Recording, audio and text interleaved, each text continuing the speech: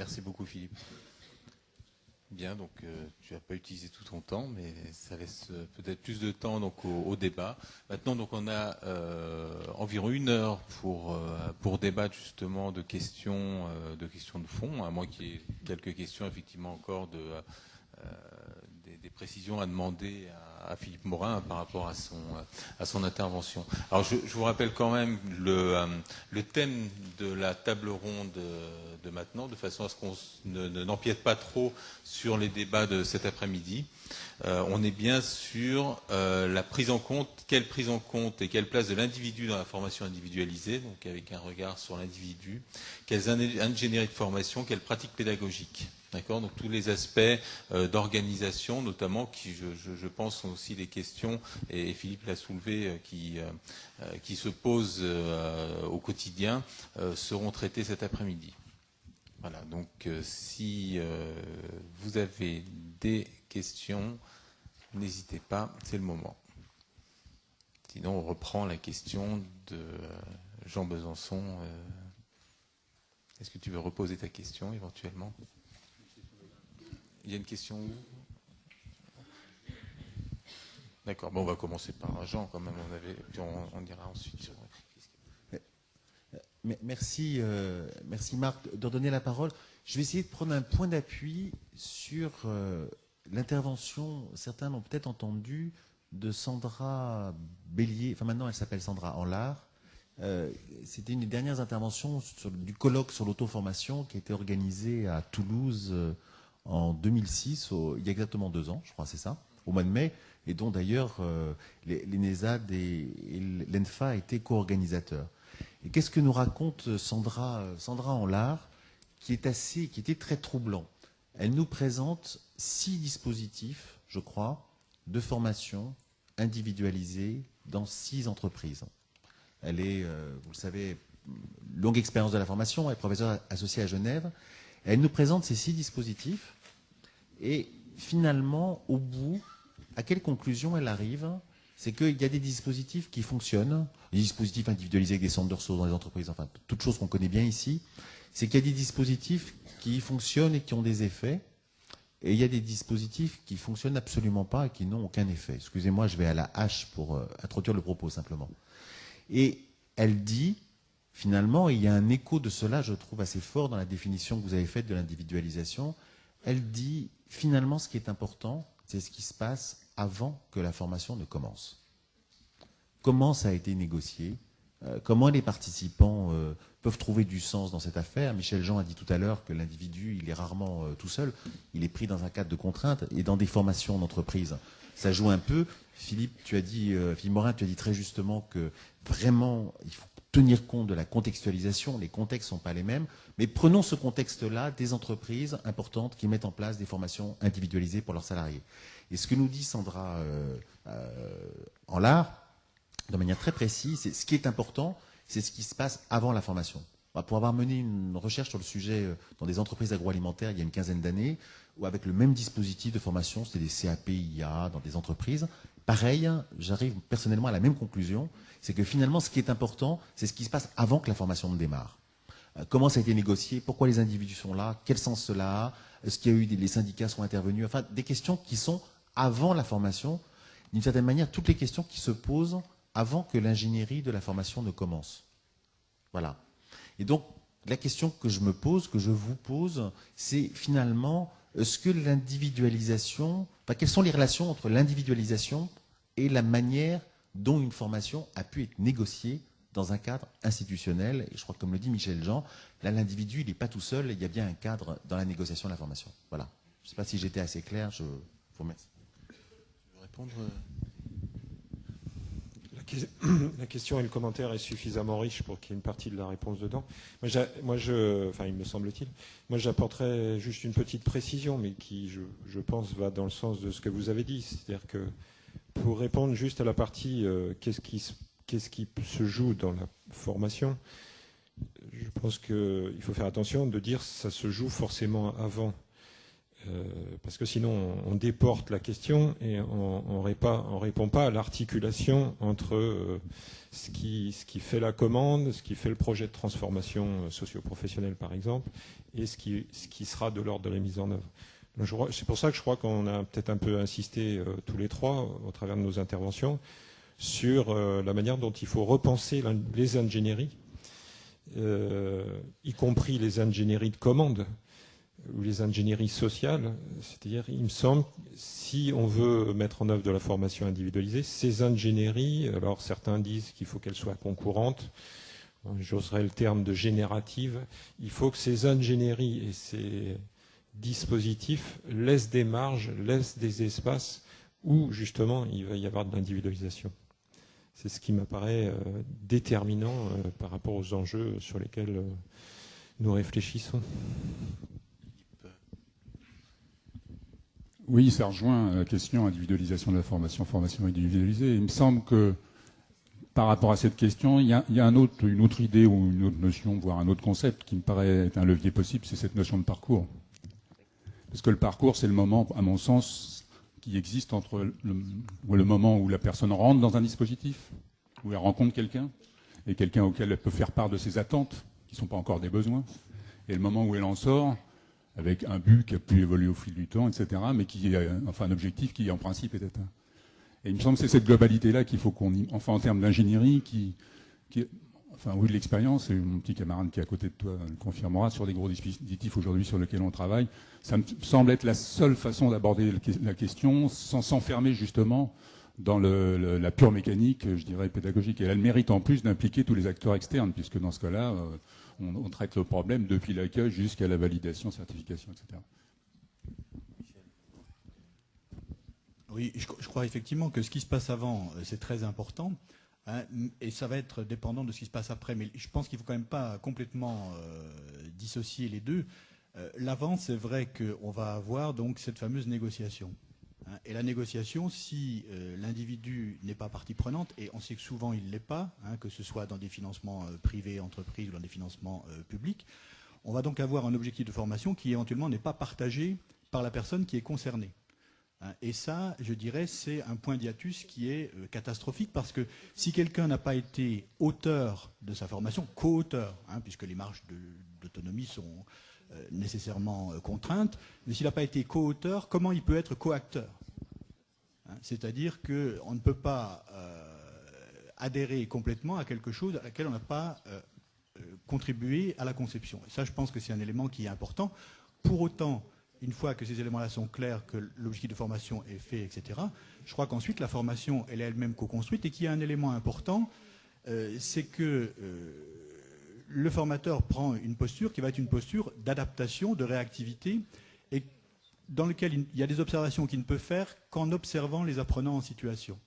Et qu'au-delà de ce qui va être dit dans le déclaratif, qui va pouvoir avoir permis d'élaborer des stratégies pédagogiques, etc., il va y avoir des ajustements permanents, hein, avec le groupe, avec les individus, de façon à pouvoir justement réguler et s'adapter. Et je pense également que pendant la formation, la co-construction, elle passe aussi par ce que j'appelais tout à l'heure l'évaluation formative, c'est-à-dire la prise d'informations sur la façon d'apprendre de l'individu, du groupe, les réactions, etc., qui vont permettre aussi d'adapter, en ayant toujours en ligne de mire, effectivement, ce qui a été négocié avant, c'est-à-dire comment je propose les stratégies les plus adaptées pour atteindre l'objectif de formation. Merci. On avait une question d'abord, oui, Stéphanie. En fait, moi, j'ai juste besoin... Est-ce que c'est possible que prendre le réflexe de se présenter oui. chaque fois que vous Oui, prenez la Stéphanie Guibert, éduteur ingénierie. La question, en fait, que j'avais envie de poser est une petite question qui me trotte dans la tête depuis le début, en fait. La formation individualisée, individualisation de la formation. Bon, il y avait une question tout à l'heure qui avait été posée là-dessus.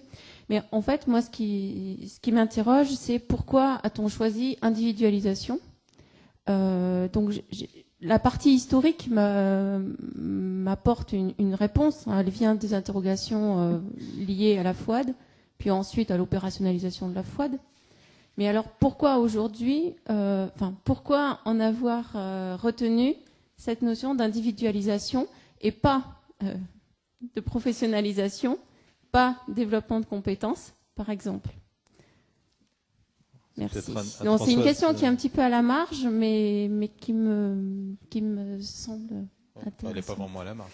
Voilà. Je voudrais peut-être laisser Françoise Merci. y répondre. Non, je ne pense pas que la question soit à la marge du tout. Justement, c'était l'idée pourquoi revenir sur cette notion-là d'individualisation aux côtés, comme tu l'as dit, par rapport à cette dimension compétence ou dimension professionnalisation. C'était cette idée, c'était que tout le monde se renvoyait ce mot-là quand même. Hein. Au niveau des injonctions, on est parti quelque part du terrain.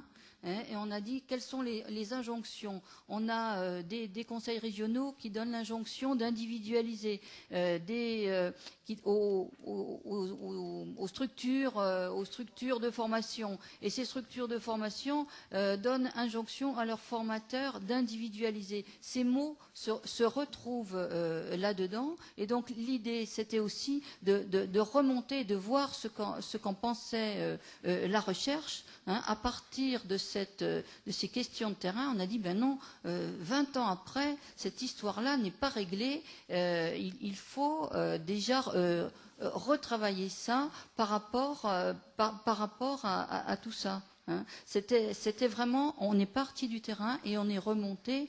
Et avec l'idée justement...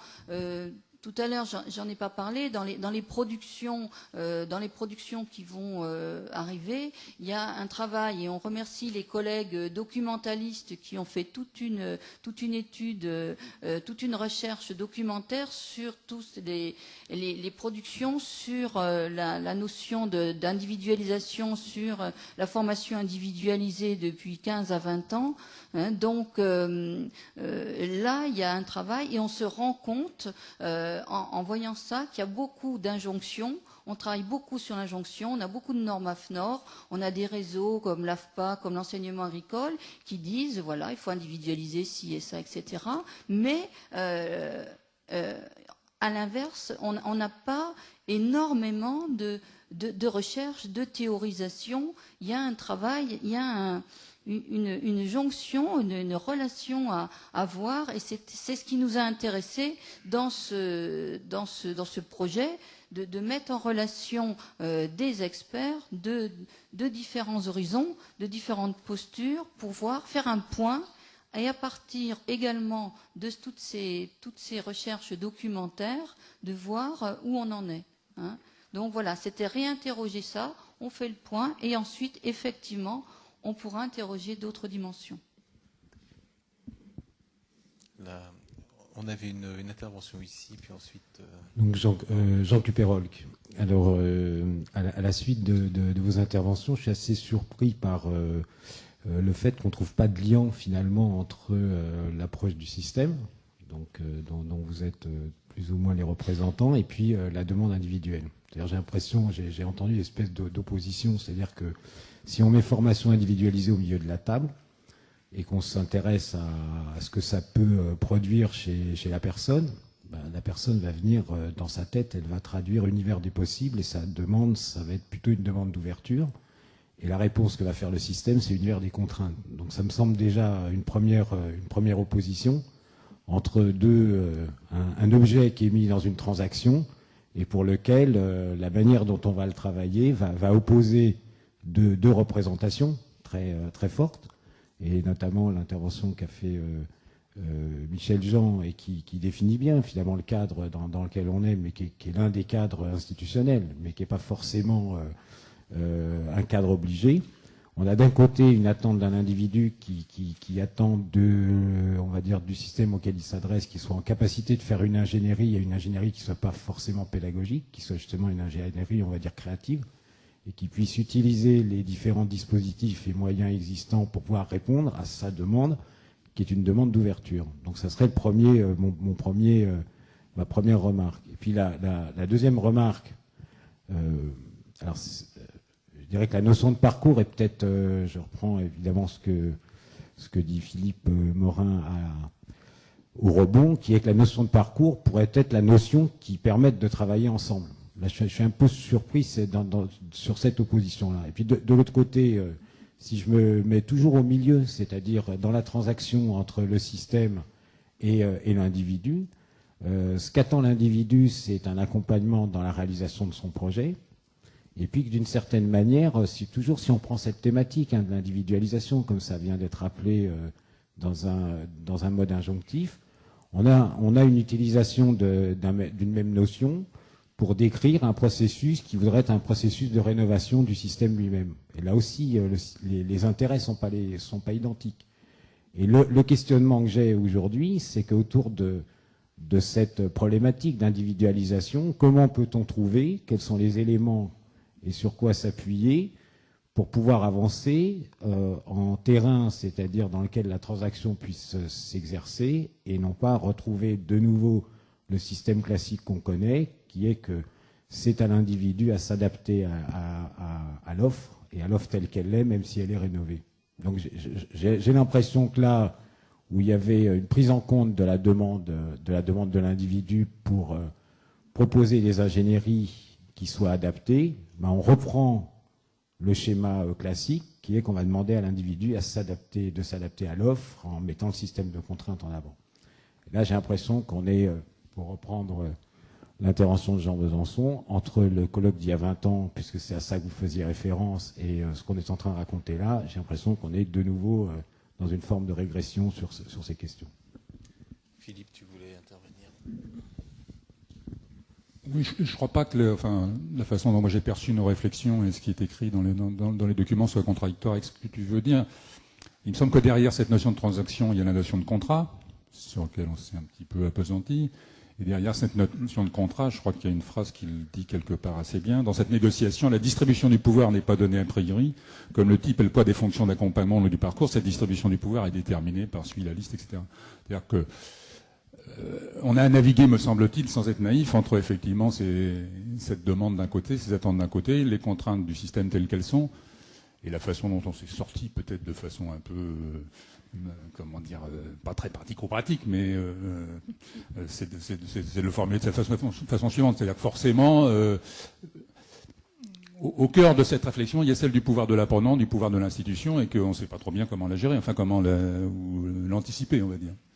Et donc la façon dont on est sorti, c'est de dire quelque part, en fonction des moments, en fonction des contextes, et dans le cadre de ce parcours qui n'est pas forcément pas continu et permanent, enfin je veux dire stable, ce pouvoir évolue, se distribue de façon différente. Juste un petit commentaire. Moi, il ne me semble pas qu'on ait produit une définition qui souligne l'opposition. On est plutôt, donc on est d'accord, on est plutôt à dénoncer le problème que vous avez très bien exposé. Et pour vous dire un peu comment on a passé la soirée hier soir, dans le coin de table où j'étais, on se remémorait ce que certains ont peut-être connu autour des pédagogies du projet qui passaient par le vide institutionnel et des choses comme ça. Je crois que c'est évidemment, on n'est pas là-dedans. Mais on n'est pas non plus, donc on n'est pas dans l'illusion de tout est possible pour s'épanouir heureux dans un monde qui n'existerait pas. Et on n'est pas non plus dans la négation de l'autre. Donc c'est bien dans des transactions, comme vous le soulignez, qu'on essaie de se positionner. Et puis, du point de vue de la responsabilité de la formation et des dispositifs qui sont mis en place. Mais je pense que du point de vue de l'individu, je pense que, notamment quand on parle de construction des identités, et notamment professionnelles, je crois que la personne qui est en formation, elle voit bien aussi, si on lui donne l'occasion de voir ce qu'est la réalité professionnelle de ce qui peut faire l'objet de la formation. Donc, je crois que votre intervention, moi je l'entends en tout cas sur ce qu'on a essayé de dépasser, notamment, même si on n'y est pas encore parvenu, à la fois dans les définitions et dans les pratiques, on a encore du boulot.